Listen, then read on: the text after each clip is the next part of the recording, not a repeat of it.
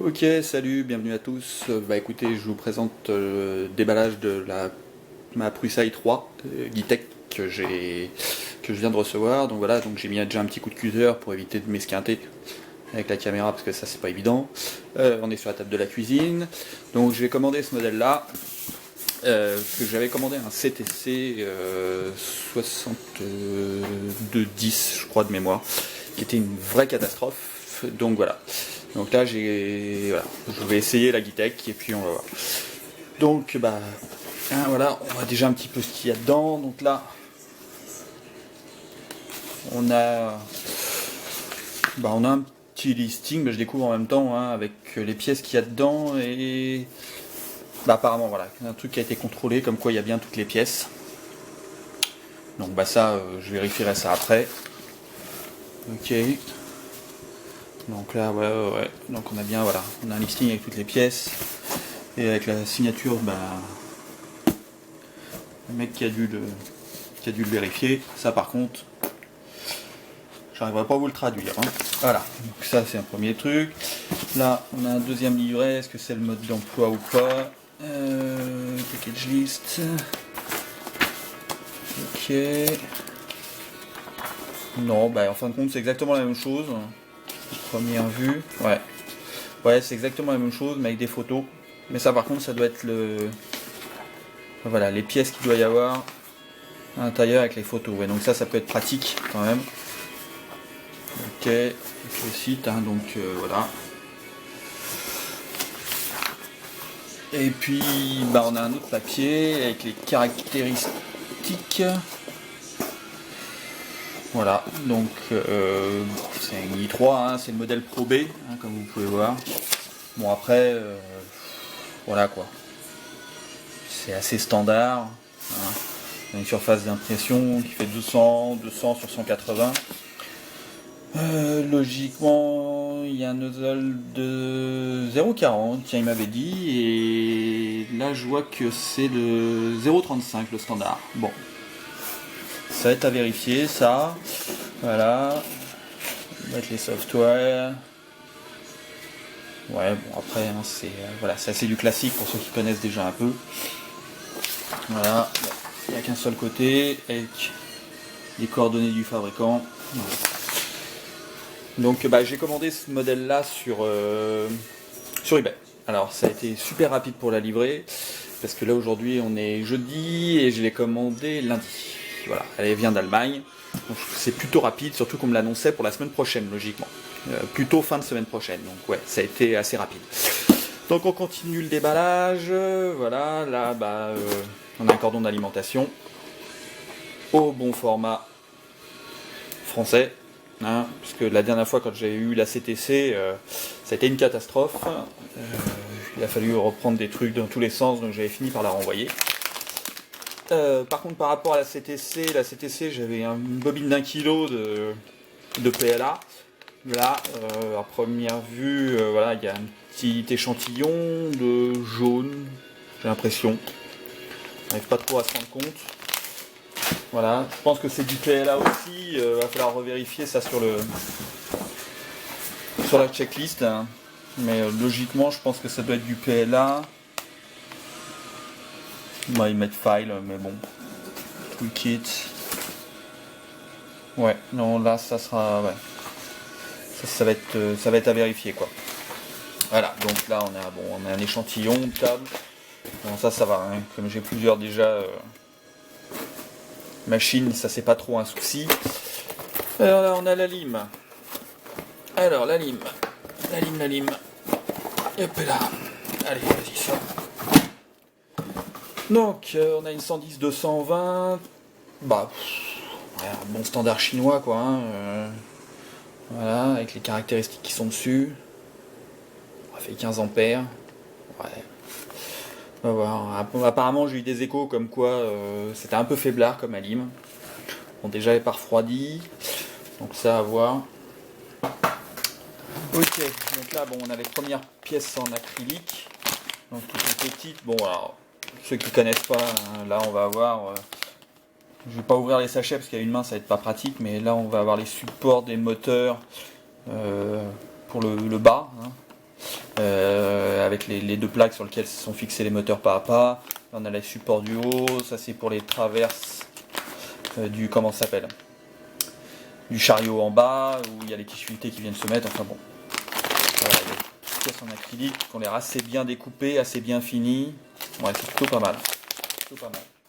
Par rapport à la Gitech qui m'était annoncé comme quelque chose un peu mieux, et en fin de compte j'ai découvert quelque chose qui était en bois, en contreplaqué, et là j'avoue que j'étais un peu déçu. C'était voilà, ça tenait vraiment pas bien.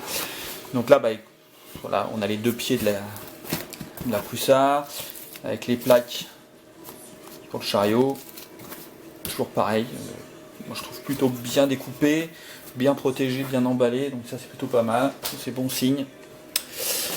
Alors, là on a le MK2, donc le plateau chauffant, là, MK2, voilà.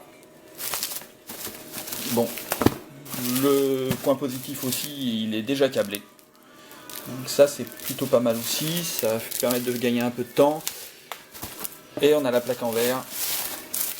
Voilà, qui est là. Bon. Ouais, ça c'est plutôt pas mal. En plus elle arrive en bon état. À première vue, elle est pas cassée. Ouais, non, c'est bon.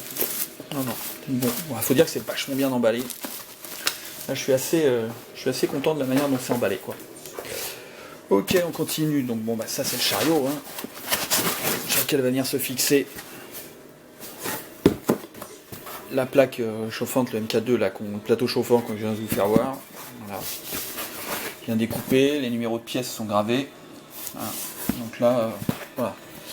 Pour le montage, ça va être plutôt sympa. Bon, allez, on continue. Deuxième couche. Ah. Ouais, vraiment super bien emballé, bien protégé. Ah, là, on a le morceau principal, gravé. Mon Gitech, la gravure est quand même de super bonne qualité. Bon, j'ai une petite graveuse laser, mais bon, une Benbox, c'est pas terrible. Ça, à mon avis, j'aurais jamais réussi à le faire. Déjà, c'est trop grand parce que ma Benbox est toute petite. Faudrait que je fasse une petite vidéo dessus. Voilà, bon, comme toujours, hein, il y a les numéros pour le montage. C'est plutôt bien fait. Voilà, non, c'est bien emballé. Je suis quand même agréablement surpris par l'emballage, quoi. Bon, faut dire que le carton est quand même assez lourd, hein. Je sais même pas s'il n'y avait pas le poids dessus, mais voilà, bon, c'était quand même assez lourd. Voilà. Bon, on continue. Donc bon, bah là on va avoir les 4 moteurs pas à pas. Bon, ils sont plutôt petits. Ça c'est pas terrible. Voilà, donc je vais prendre un petit réglet là. On va vérifier qu'est-ce que c'est.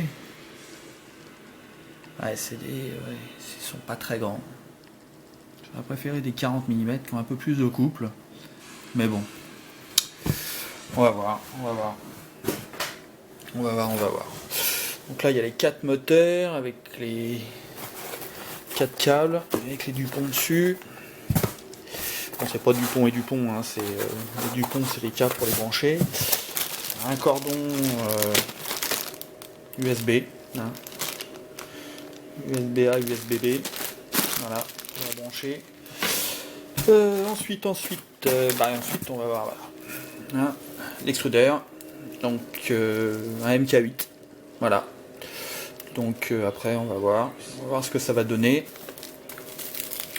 Donc bon pareil, hein, apparemment câblé.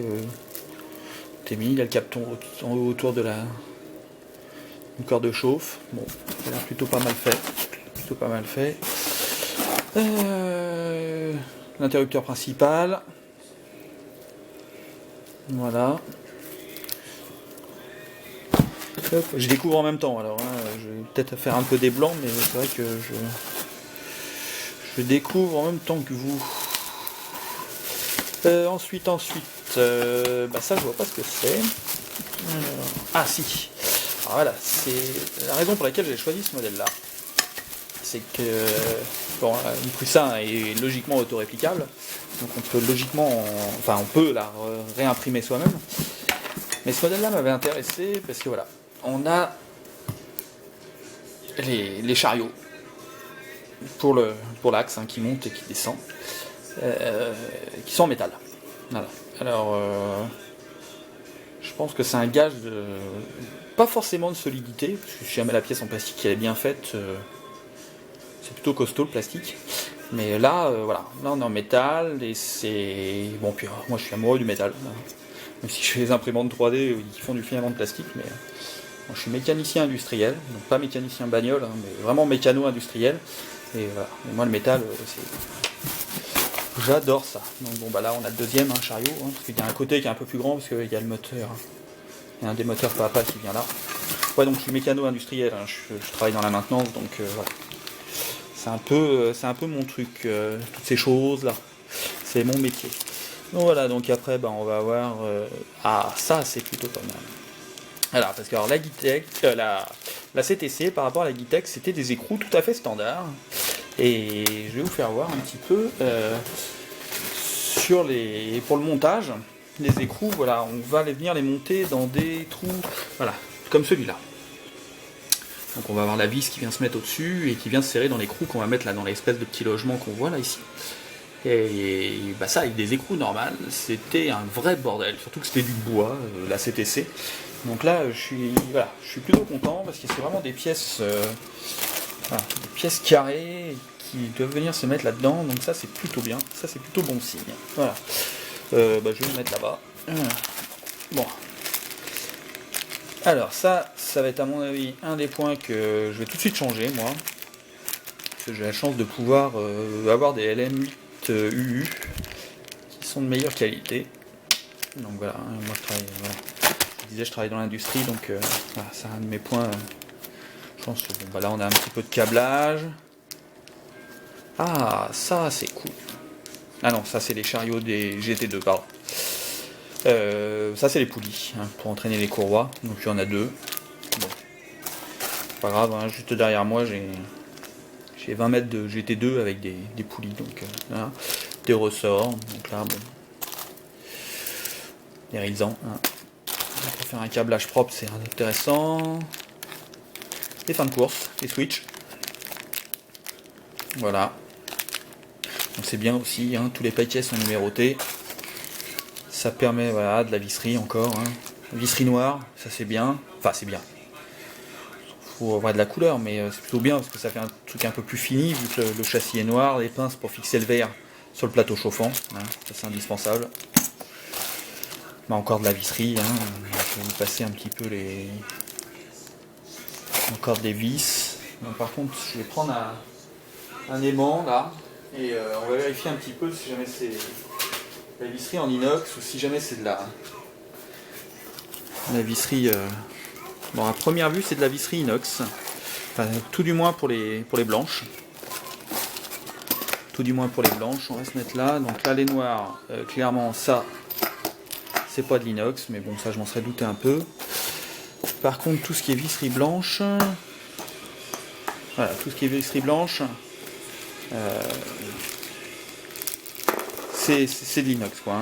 L'aimant il tient à peine. Bon, c'est de l'inox acéré, c'est pas de l'inox de grande qualité, mais c'est de l'inox quand même, quoi. Voilà, je repose mon aimant. Donc voilà, bon, on a la visserie, le tendeur de courroie, les paliers bronze pour la tige filetée qui permet de faire monter et descendre le chariot. Ouais, non. Les courroies GT2. C'est ce qui vient de permettre. Les coupleurs pour les tiges filetées. Donc pareil là pour faire monter et descendre. Celui qu'on prend de la GT2. Le petit bouton pour le panneau de contrôle, il y a un panneau de contrôle dessus. Voilà. L'écrou noir. Ça c'est bien. C'est bien, ça permet une belle finition quoi. Ça c'est plutôt pas mal. Les poulies folles. Les smooth. Pour voilà. Le poser. Non, c'est plutôt pas mal. Les LM mais les plus longs. Donc ça par contre j'en ai pas. Ça j'en ai pas. Donc ça je vais être obligé de mettre celle-là parce que ça j'en ai pas du tout d'avance. Ça. Quoique je suis en train de réfléchir mais peut-être. À vérifier. Ventilateur, donc ça j'avais vu, voilà, ça c'est pour refroidir la carte de contrôle. Voilà.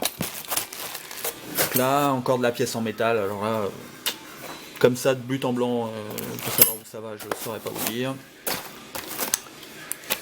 La gaine, voilà, pour faire passer les câbles proprement. Ça, j'avais vu qu'il y avait un petit support pour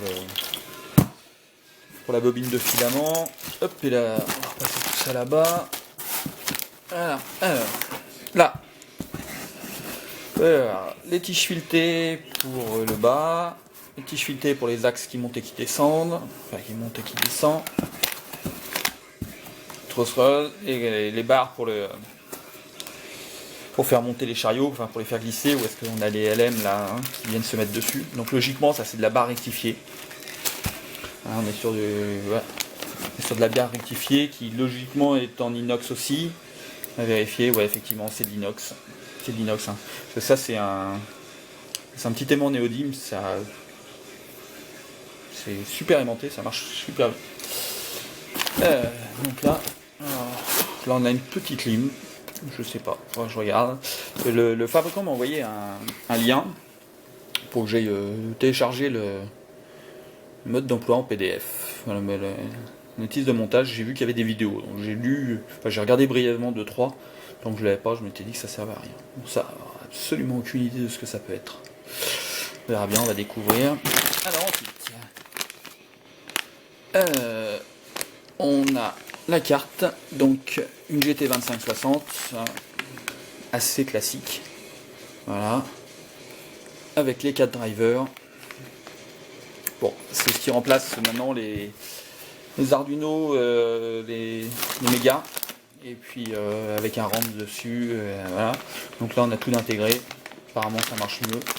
Moi, je suis encore resté au truc.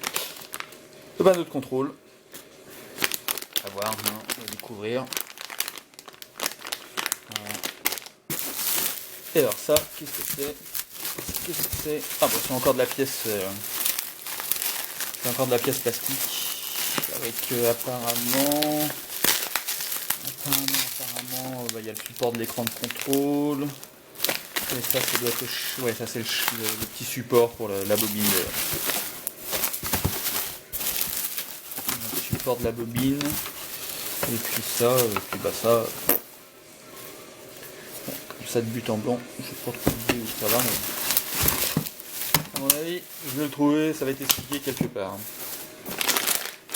Donc bah voilà, apparemment tout est là, je vais faire la checklist et puis on verra bien. Les choses de cavalier, je sais pas non plus ce que c'est. Ah bah si, ça doit être pour les venir bloquer peut-être les LM dessus, je sais pas. Ouais. On va regarder tout ça. Bah voilà. Bah écoutez, maintenant il n'y a plus qu'à monter, hein. Et puis jamais vous voulez en commander une, bah suivez, je vais essayer de faire une vidéo de temps en temps pour vous faire voir comment le montage, et puis bah, voilà, c'est en direct de ma cuisine, sur la table. Voilà, allez.